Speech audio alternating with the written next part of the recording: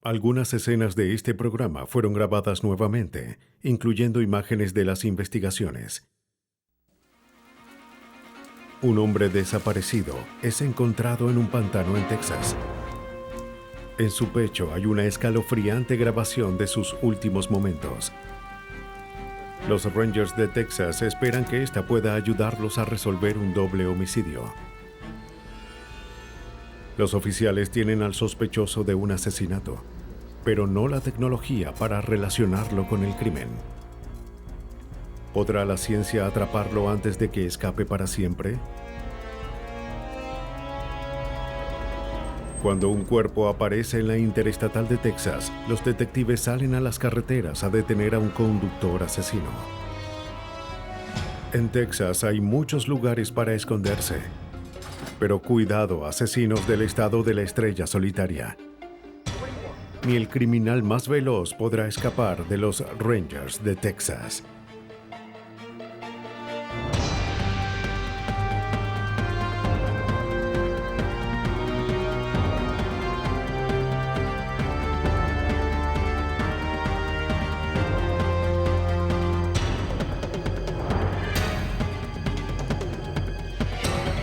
Los nuevos detectives, casos estudiados por la ciencia forense. Los Rangers de Texas. El 27 de julio de 1982, los Rangers de Texas acuden a la escena de un auto abandonado en una zanja de drenaje cerca de Santa Rosa. Adentro estaba calcinado. Las placas mostraron que el auto pertenecía a Bill Staton, quien junto con su novia Letty Castro estaban desaparecidos por 10 días. Fue la primera pista en el caso, algo que los Rangers necesitaban.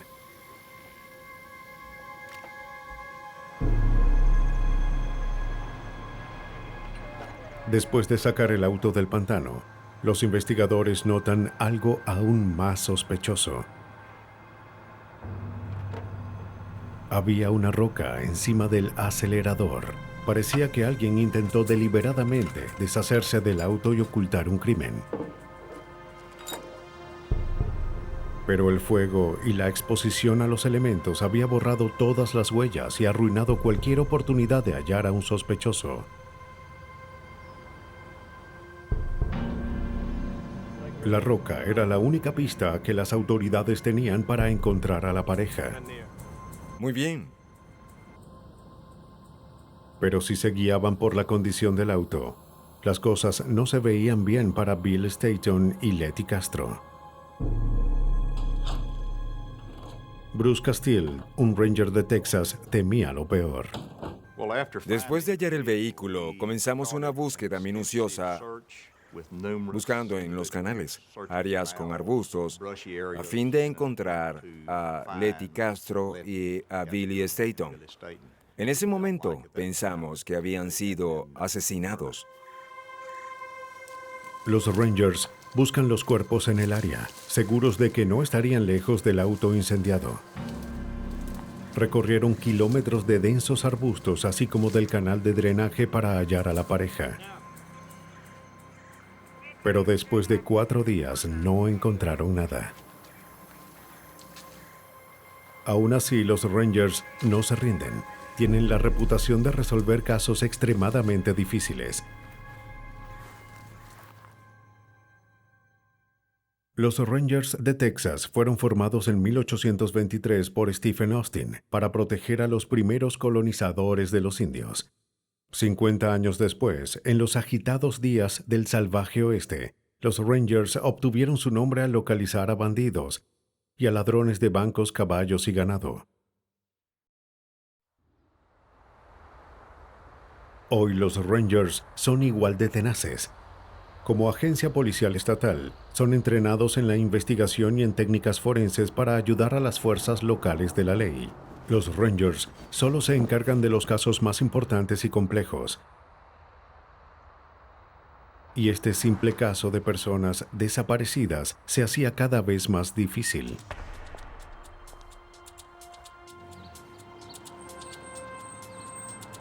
Los Rangers interrogan al hermano de Letty Castro, quien les dice que vio por última vez a la pareja el 16 de agosto, cuando fue al tráiler que ella compartía con Billy Staton. Ese mismo día, la pareja fue a recoger a la hija de 9 años de Staton en la casa de su ex esposa. Los dos se casarían pronto y esperaban obtener la custodia completa de la niña. Pero sus sueños desaparecieron tan rápidamente como ellos. El hermano de Letty Castro también habló de la dura batalla por la custodia. Billy Staton podía estar con su hija los fines de semana, pero su esposa Sherry no estaba de acuerdo. Quería informarles que... Buscar a la niña era un momento realmente estresante.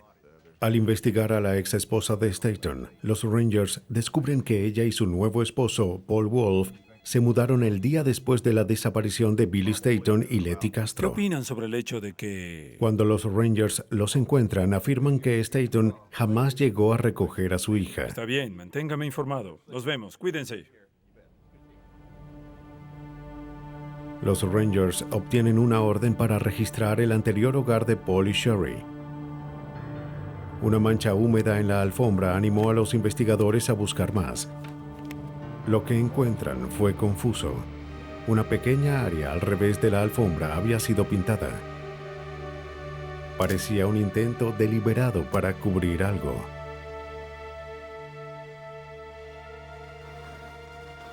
Se envían fragmentos de la alfombra al laboratorio para que los técnicos pudieran determinar cualquier cosa. Se realizan pruebas en la alfombra. Para no destruir evidencia potencial, los agentes remueven algo del residuo con un hisopo de algodón. Una sustancia que cambia de color con la sangre se añade a la muestra. La prueba fue positiva. La sangre era humana. Debido a los límites de la tecnología en 1982 y la contaminación por la pintura, no pudieron determinar de quién era la sangre. Pero descubren que había una gran cantidad en la alfombra y alguien se había tomado la molestia de ocultarla. Parece que hay sangre aquí. Al examinar la casa más de cerca, los detectives descubren pequeñas salpicaduras de sangre en las paredes y cortinas. Las muestras recogidas son enviadas al laboratorio.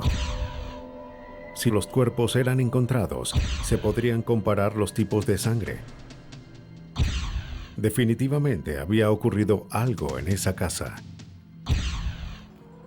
Pero la evidencia más interesante fue hallada afuera de la casa. Lo que impactó no fue la evidencia, sino la falta de ella. Era un indicio muy sólido. Esta es la... El criminalista Joe Marchand explica exactamente lo que ocurrió. Miramos alrededor y al fin hallamos una hendidura al lado de un arbusto, donde solía estar una roca. Fuimos hasta allá y como teníamos la roca, lo que hicimos fue colocarla y fue como un rompecabezas. La pieza encajó.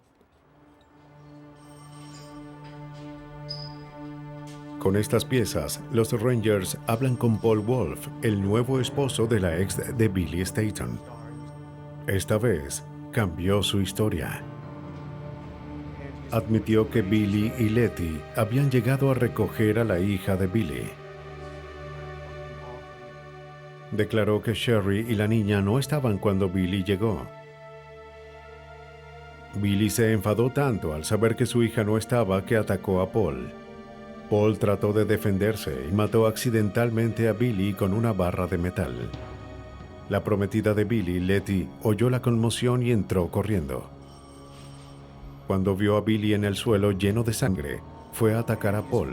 Se veía furiosa y vino a atacarme. Una vez más, Paul Wolf declaró que la golpeó en defensa propia y la mató también por accidente. Sorprendido y asustado por lo que hizo, Paul le pidió a un amigo, Glenn Henderson, que lo ayudara a dejar los cuerpos en el canal de drenaje. Para deshacerse del auto, llevó consigo una roca para activar el acelerador, esperando que el auto chocara contra la zanja.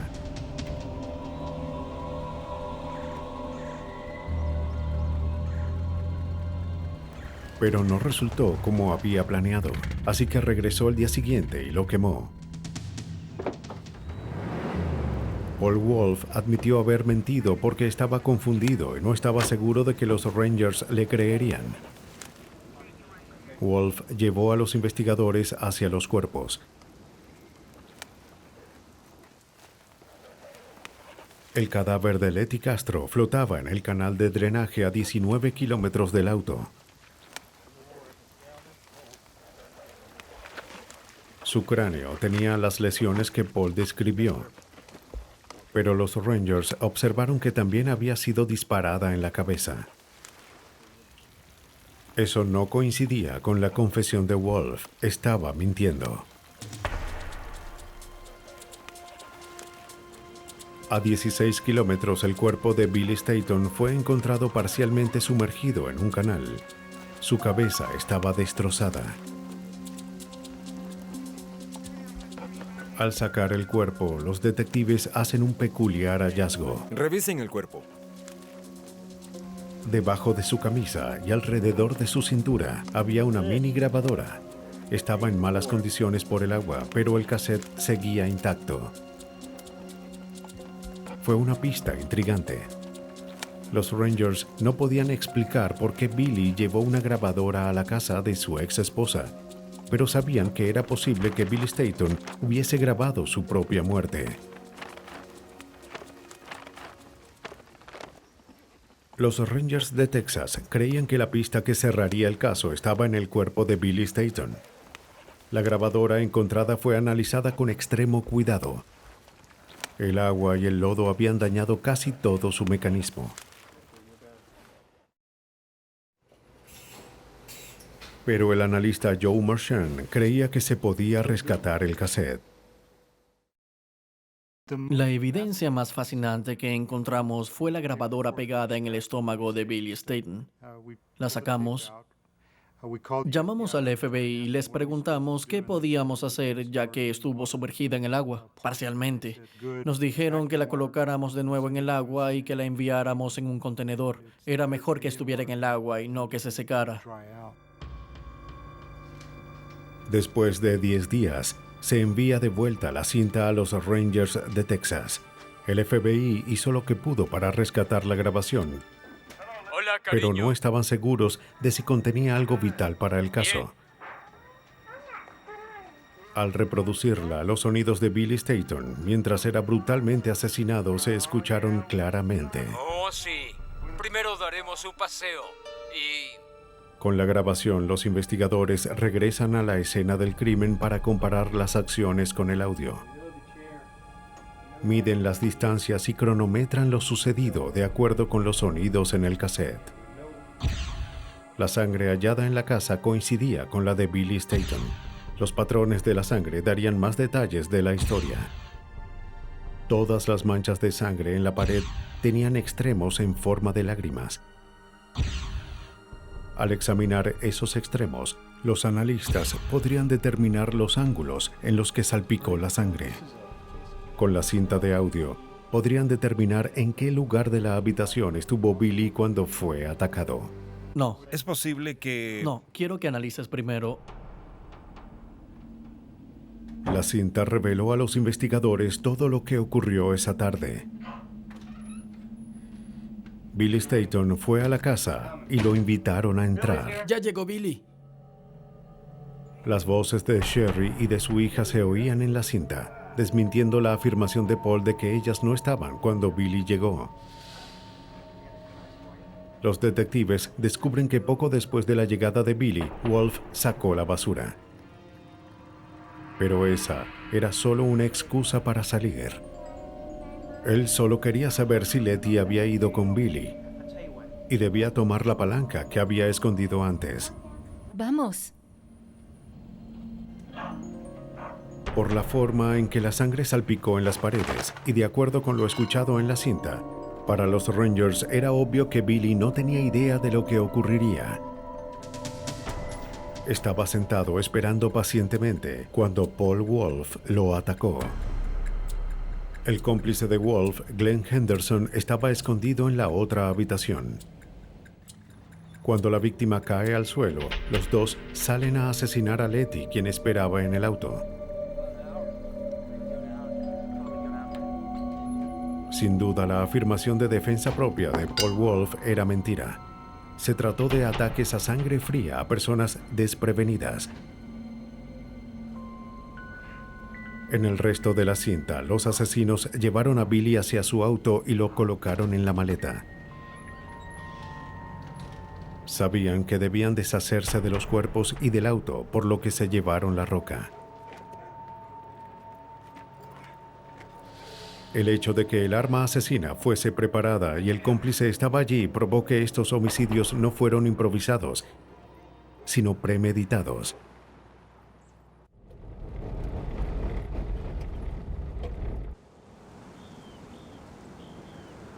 Pero no contaban con que su crimen sería grabado en una cinta. Y aquí es donde estaban buscando. Buscaban el lugar donde arrojarían a Letty.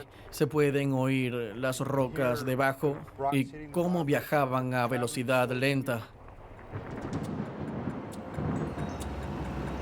Wolf encontró un área apartada en un canal de drenaje a unos kilómetros de la casa.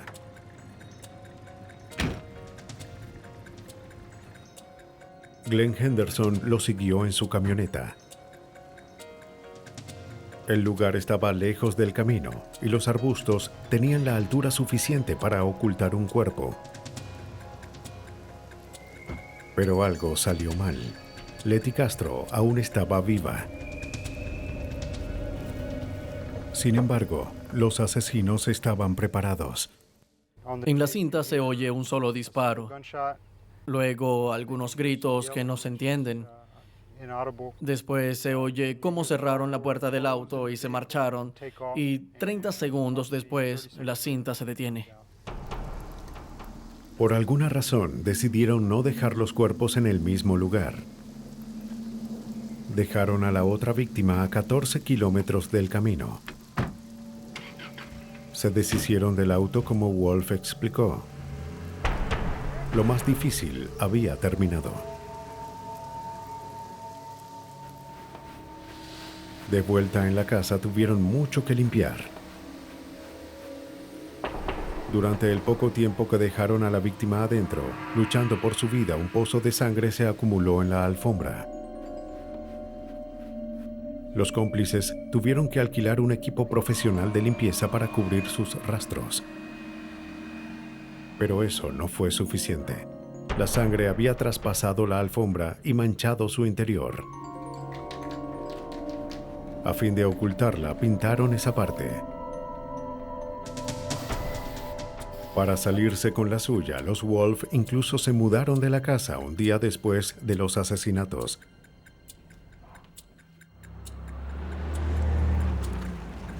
Pero nada podría borrar la evidencia que Billy Staton había grabado sin intención. Los Rangers descubren que Billy había llevado la grabadora siguiendo el consejo de su abogado. Él quería tener evidencia del comportamiento malicioso de Sherry, esperando así poder obtener la custodia de su hija. En lugar de eso, grabó su propia muerte.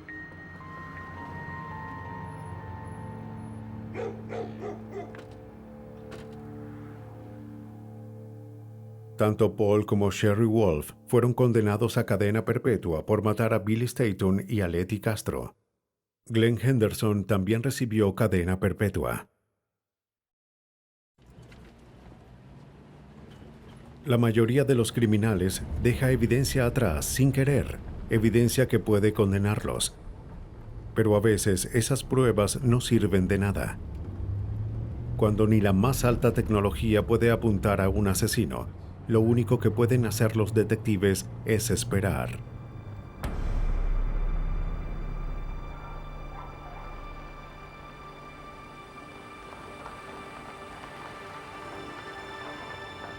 En la mañana del 22 de enero de 1988, los Rangers de Texas acuden a una granja apartada en el condado de Burleson. Fueron llamados a ver a una mujer anciana que vivía sola. Los vecinos no podían comunicarse con ella y estaban preocupados por su seguridad. Tenían razón. Lydia Schumacher, de 72 años, había sido asesinada. Los Rangers de Texas se encontraron con la espantosa escena.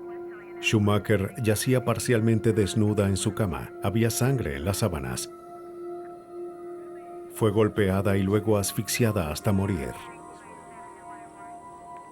El laboratorio de los Rangers en Austin se encargó de buscar evidencia en la casa. Claramente alguien había entrado por la puerta trasera y parecía que se había llevado algunas joyas. Al parecer, Schumacher se encontró con el ladrón.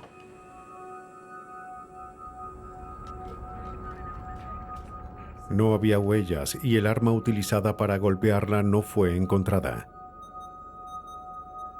Era probable que hubiese sido asfixiada con su propia almohada. Los oficiales centran su atención en el cuerpo y la cama.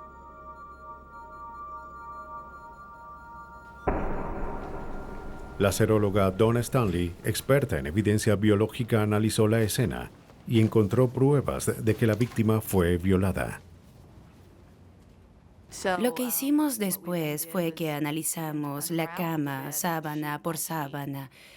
En ese proceso recogimos cualquier cabello que veíamos en las mantas y el edredón. Allí fue cuando se hizo evidente que quizás nos enfrentábamos a algo más que un homicidio y que quizás hubo abuso sexual en el caso.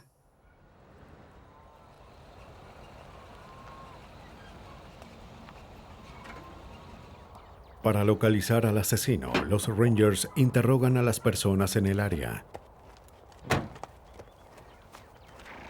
En una semana, los Rangers habían interrogado a todos los amigos y vecinos de Schumacher.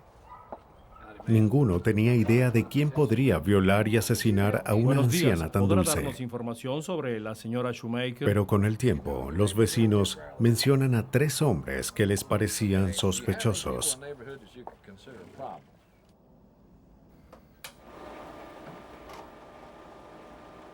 Los detectives les preguntan si estarían dispuestos a tomar una prueba de polígrafo. Uno por uno fueron llevados a la estación, puestos en la máquina, y se les preguntó si habían asesinado a Schumacher o sabían algo sobre el crimen.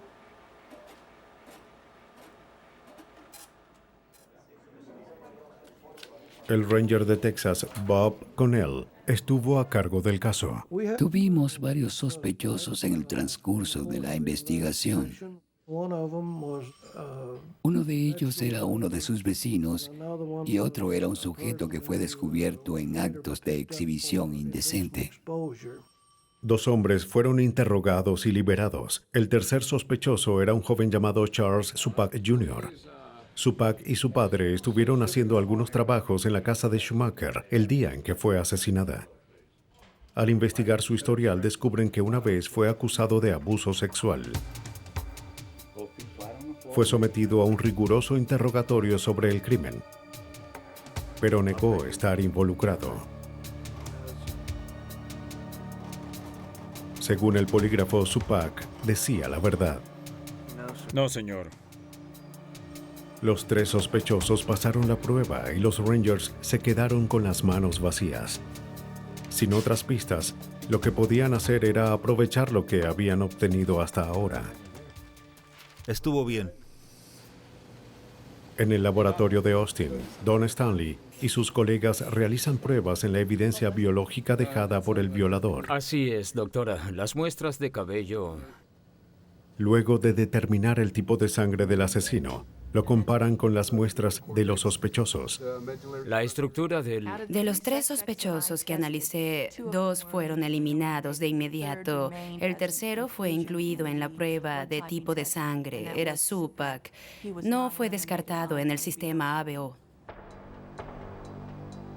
En 1988, el sistema ABO reducía la evidencia a un tipo de sangre entre 8. Pero como cientos de millones de personas compartían el mismo tipo de sangre que Supak, los resultados no bastaban para probar nada. Aún así, era lo único que tenían, así que los Rangers llamaron de nuevo a Supak. Supak, tome asiento. Él había pasado la primera prueba del polígrafo, pero los investigadores confiaban en que si era culpable, Supak no pasaría 2 veces la prueba. Decidieron intentarlo otra vez. No fue difícil encontrarlo, estaba en la cárcel por posesión de marihuana. Asesinó a... Los Rangers creían que si había estado bajo la influencia de las drogas durante la primera prueba, pudo haber mentido y aún así pasado el polígrafo. En la segunda prueba, él había estado en la cárcel por varios días y sabíamos que debía estar limpio. Así que le hicimos una segunda prueba con la misma persona y también la pasó. No había otras pruebas que vincularan a Supak con el crimen. Las autoridades no tenían más opción que liberarlo. Por casi un año, los Rangers trataron de hallar al asesino de Schumacher, pero fue inútil. El 29 de noviembre de 1988 tuvieron que suspender el caso. Había un violador y asesino en alguna parte de Texas y los Rangers no podían hacer nada para detenerlo.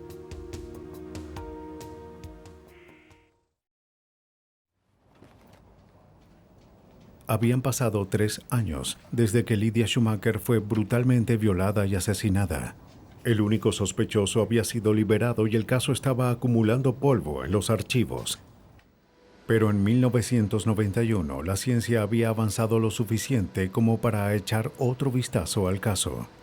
Don Stanley, del laboratorio de los Rangers, creía en las nuevas tecnologías. Aún teníamos algo de evidencia que guardamos con la esperanza de que si aparecían nuevas tecnologías pudiéramos analizar esa evidencia con esos avances y obtener esta vez más información.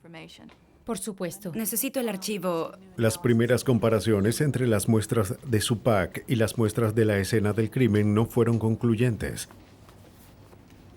Los forenses habían hecho todo lo que podían. Pero desde la primera investigación, un nuevo método revolucionario de análisis de ADN fue desarrollado. Llamado PCR, permite que los científicos obtengan ADN de pequeñas muestras, como una sola hebra de cabello o una gota de sangre, algo que antes no se podía hacer.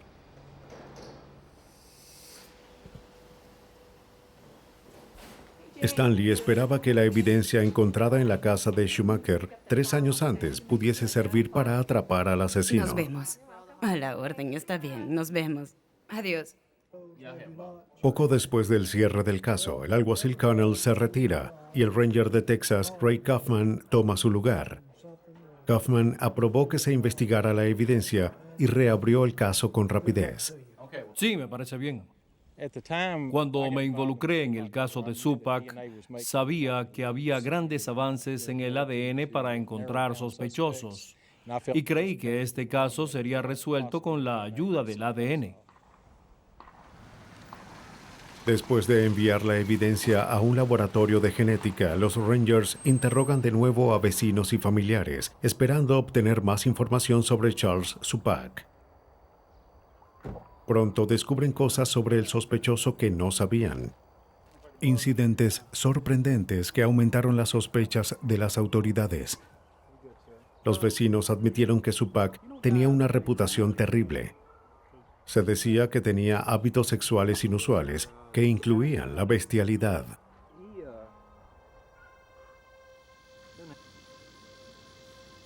Pero la información más útil vino de un hombre que recordó pasar una extraña y espantosa noche con Charles Supak. Y estaba justo aquí y luego...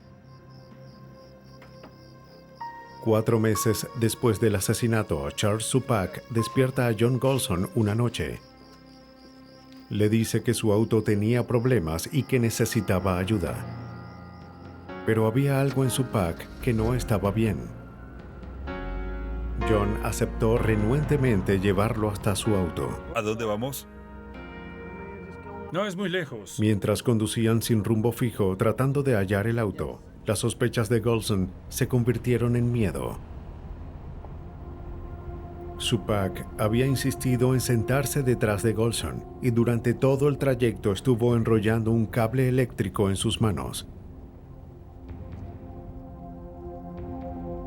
Con qué cerca, ¿no? Es por allí. Finalmente, Supak señaló hacia un área apartada, pero cuando llegaron, el auto no estaba.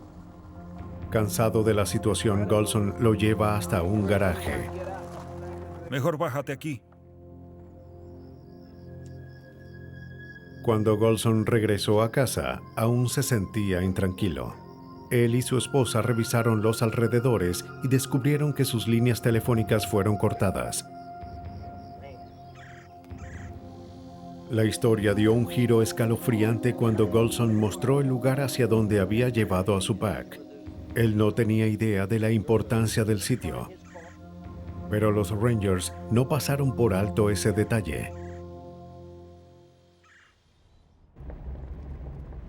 La salida de Golson con Supak hizo creer a los investigadores que el sospechoso sabía más sobre el asesinato de Schumacher que lo que admitió. Solo tienes que pasar esta zona, pero es mejor si caminamos. Este es el último sitio donde Supak llevó al señor Golson esa noche.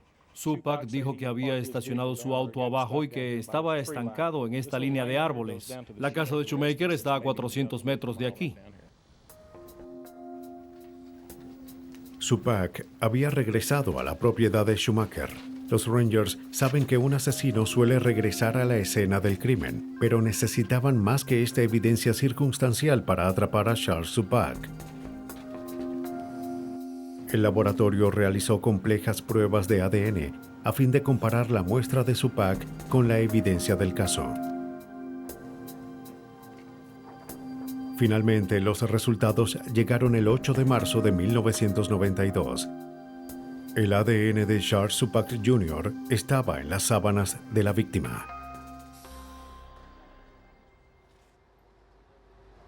Esta información bastó para que los Rangers de Texas pudieran arrestar al hombre del que habían sospechado por casi 5 años. Una vez más, estaba en la cárcel por robo de vehículos. Enfrentado a la innegable evidencia de ADN, Supak admite haber violado y asesinado a Lydia Schumacher. Ya terminamos el trabajo. En su confesión, Supak dijo que el 20 de enero de 1988, él y su padre terminaron un trabajo que hacían en la propiedad de la señora Schumacher y que estaban listos para marcharse. Habían pasado una semana en la propiedad y Charles estuvo suficiente tiempo allí para saber que la anciana tenía joyas de oro. Pensó que habría cosas más valiosas en toda la casa.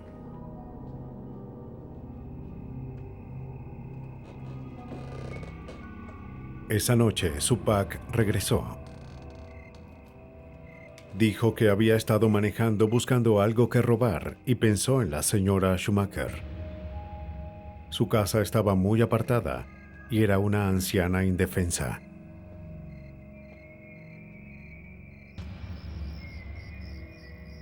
La casa estaba en silencio cuando llegó y entrar fue fácil. Había dejado un tubo ese día en el patio. Era la herramienta perfecta y pronto sería el arma perfecta. Adentro tuvo tiempo para revisar el lugar.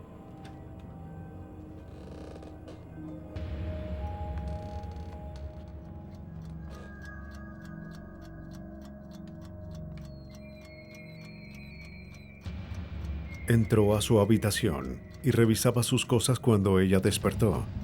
Supak reaccionó golpeándola en la cabeza con el tubo.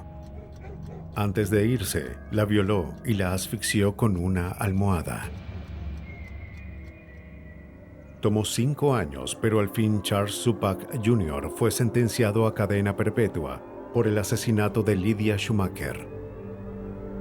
El arresto fue un homenaje a la tenacidad de los Rangers y una victoria para la ciencia forense.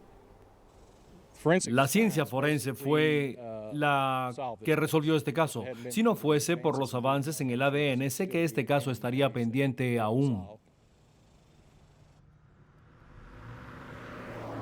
Es fácil atrapar a un asesino aún años después de su crimen si se mantiene en el área. Pero los Rangers se enorgullecen por su capacidad para atrapar asesinos en fuga. En un estado tan grande como Texas, es algo común.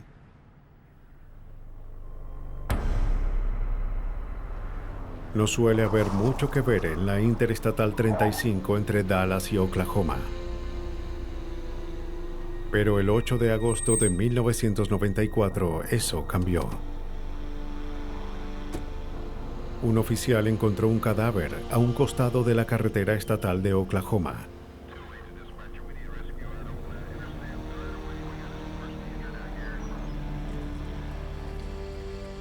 Los Rangers de Texas llegan a la escena y se encuentran con el cadáver de un hombre blanco de 30 años aproximadamente.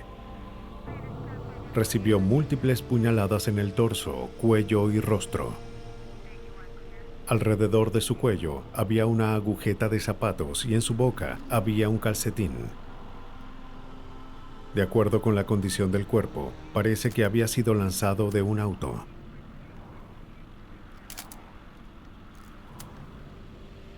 Cerca había un brasier y una gorra de béisbol. También encuentran ropa interior de hombre. Eran pistas nada claras, pero bastaron para que los Rangers siguieran el camino correcto. Los oficiales revisan el cuerpo, pero no hallan ninguna identificación. La víctima es llevada al laboratorio donde se toman sus huellas para su identificación.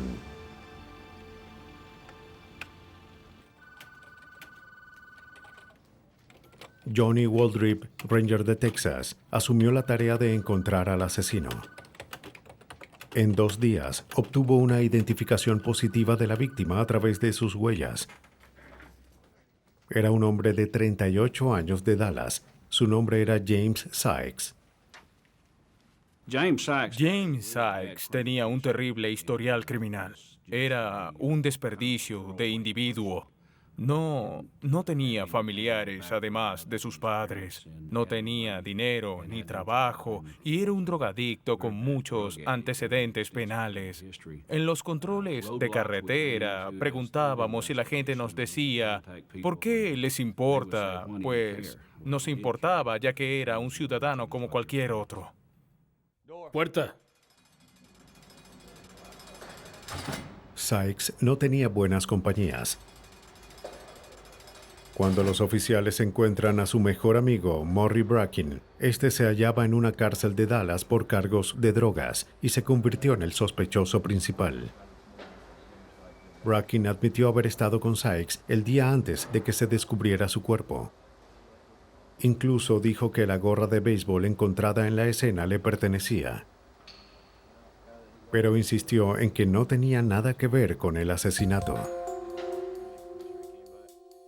Bracken dijo que él y Sykes estaban en una fiesta en un motel cuando conocieron a un conductor y a su novia. ¡Casi te caes, idiota! Los 4 consumieron las drogas de Bracken y al final de la fiesta le pidió al sujeto que pagara su parte. No lo consigo. El conductor no tenía dinero, pero dijo que podía conseguirlo. James Sykes se fue con la pareja para asegurarse de que no huyeran. Eso ocurrió el 7 de agosto. Morry envió a Sykes con el conductor para recoger el dinero. Por alguna razón, el conductor le dio su billetera con su licencia de conducir a Bracken y dijo que era de Ada, Oklahoma, que debía de estar en Phoenix en un par de días, y le dejó su billetera. Era una muestra de buena fe de que volvería con el dinero.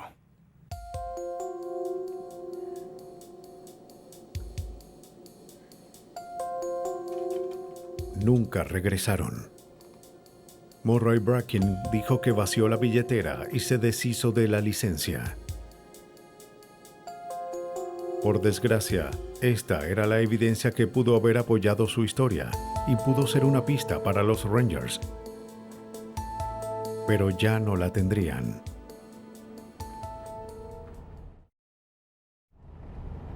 Para saber si Bracken decía la verdad, Waldrip llamó al departamento de vehículos en Oklahoma para buscar conductores que hubiesen pedido una renovación de licencia en los últimos días. El departamento les dio una lista. Uno de los hombres era Terry Brown. Era de Ada, Oklahoma.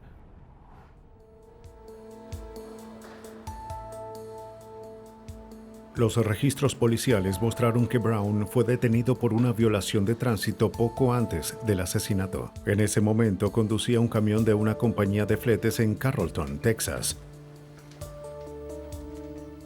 Terminó su trabajo y regresó el auto a la compañía.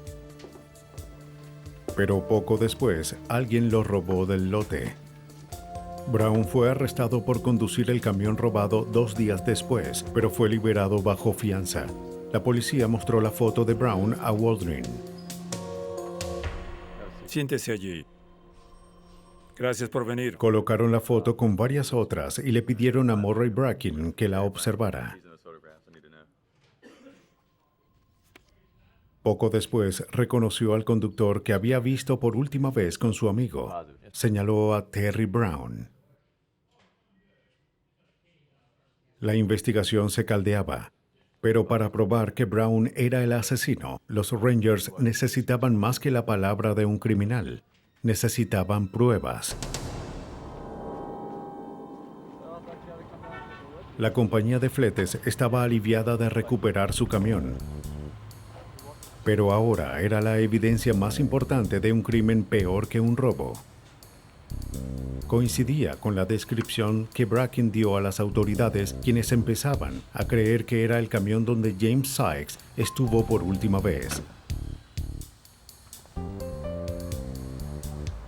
Se pide al laboratorio de la policía que revisara el vehículo a fin de encontrar pruebas de que la víctima estuvo allí.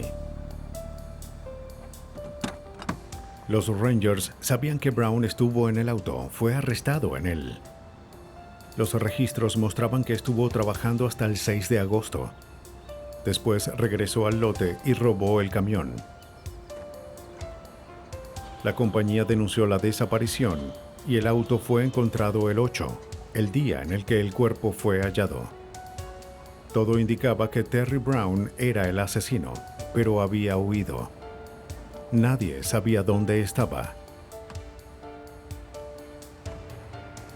El equipo revisó la cabina para hallar pistas. Hallaron lo que buscaban. Detrás de las paredes, los investigadores encuentran pequeñas gotas que parecían sangre. Un examen cuidadoso revela más sangre debajo del colchón.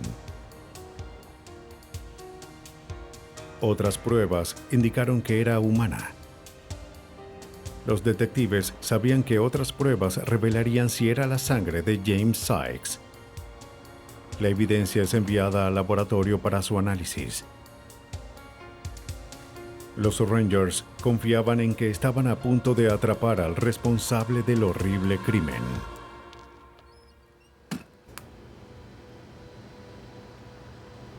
En el laboratorio, el criminalista Wilson Young analiza el ADN para comparar la sangre con la de la víctima. Pero lo que encontró sorprendió a los Rangers y presentó un mayor obstáculo en la investigación. Hicimos una tipología. Analizamos el ADN.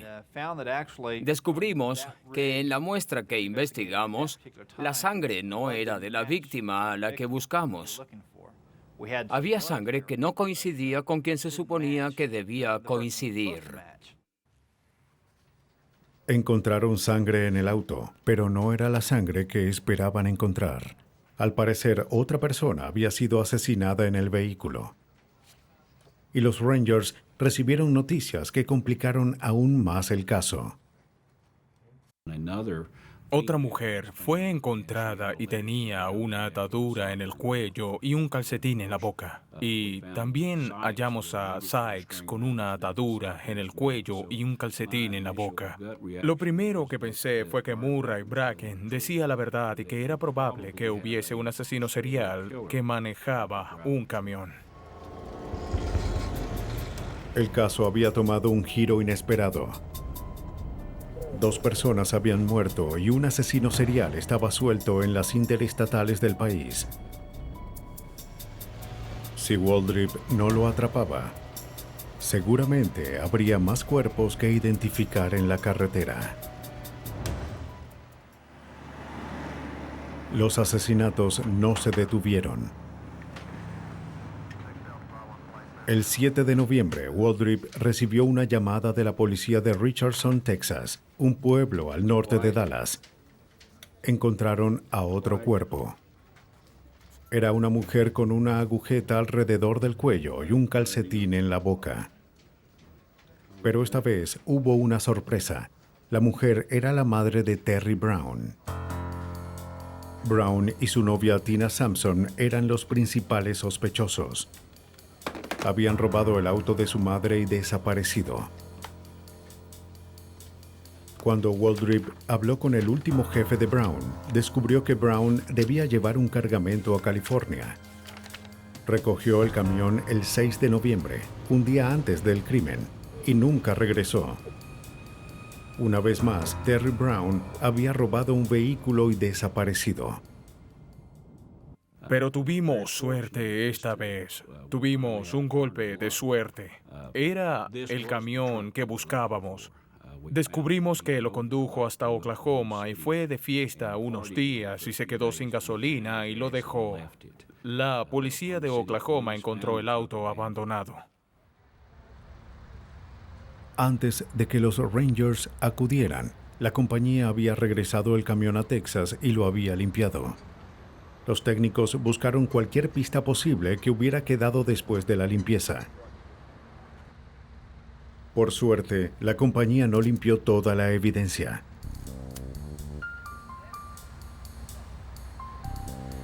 Se hallaron manchas debajo del edredón y el colchón que parecían ser de sangre. Por el tamaño de las manchas, parecía que una gran cantidad de sangre había caído en la plataforma. Pero el colchón era nuevo. La compañía se había deshecho del anterior y con él de evidencia vital para el caso. Por suerte, la basura aún no había sido recogida, y entre los desperdicios estaba un colchón viejo y manchado. Las manchas parecían ser de sangre y coincidían con las manchas del camión. Pero los detectives estaban preocupados de que la evidencia se hubiese dañado. Todo fue enviado a un laboratorio en Austin para un análisis detallado. Allí se extrae ADN de la evidencia. Las fibras son cortadas químicamente en fragmentos más pequeños. Esto permitió que se realizara una comparación precisa entre la sangre hallada en el camión y la muestra de James Sykes. Necesito que apaguen las luces. Al comparar los fragmentos, los técnicos confirman que la sangre solo podía coincidir con la de una persona en el mundo entero. James Sykes. Estábamos seguros de que la sangre de la víctima estaba allí. Al ver las probabilidades, de 1 a 5,5 billones, eso indica que esa persona en particular era la única que pudo haber dejado la sangre en el camión. Terry Brown y Tina Sampson fueron encontrados el día siguiente. La policía de Dallas encontró a la pareja en el auto robado de la madre de Brown. Son separados e interrogados individualmente. Cuando se les muestra la evidencia, los investigadores al fin escuchan la verdadera historia de lo ocurrido a James Sykes. Él trató de violar a Tina. Ella tenía un cuchillo. Para asegurarse de que pagaran lo que debían, Sykes fue con ellos a recoger el dinero. Brown condujo hasta una parada y le dijo a Sykes que esperara adentro mientras iba a buscar el dinero. Pero Sykes se impacientó y decidió tomar el dinero de otra forma. Según los asesinos, fue a la parte de atrás y exigió tener sexo con Tina Sampson. Ella se asustó y sacó un cuchillo para defenderse. Cuando Brown regresó, vio a los dos discutiendo y pensó que Sykes trataba de violar a su novia. Furioso, tomó el cuchillo y atacó a Sykes. Sampson dijo que estaba tan molesta que agarró el cuchillo y siguió apuñalándolo. Brown ató una agujeta en el cuello de la víctima y puso un calcetín en su boca. Sampson dijo que dejaron el cuerpo en la parte de atrás hasta estar listos para deshacerse de él. Nos contó cómo habían conducido por un par de días y celebraron y se drogaron aún más mientras él estaba en la parte de atrás y que luego decidieron ir a Oklahoma. En la ruta ella no sabía dónde estaban, pero se detuvieron a un lado y Terry fue en la parte de atrás y con sus pies empujó el cuerpo por la puerta lateral hacia un lado de la interestatal y luego siguieron hasta Oklahoma. Aunque los investigadores no lograron acusarlos de los otros crímenes, Tina Sampson obtuvo 20 años por conspiración para asesinar y Terry Brown recibió cadena perpetua por la muerte de James Sykes. La determinación de los Rangers de Texas tuvo frutos. Creo que este caso representa lo que hemos hecho como Rangers por años. Un viejo Ranger dijo que un hombre malo no puede vencer a un hombre bueno que lo alcance. Y eso fue lo que hicimos en este caso. Los alcanzamos. Los Rangers se han labrado una reputación en 100 años por su determinación en atrapar criminales en todo tipo de terreno, usando cualquier arma a su alcance. Y aún lo hacen, armados con el poder de la ciencia forense.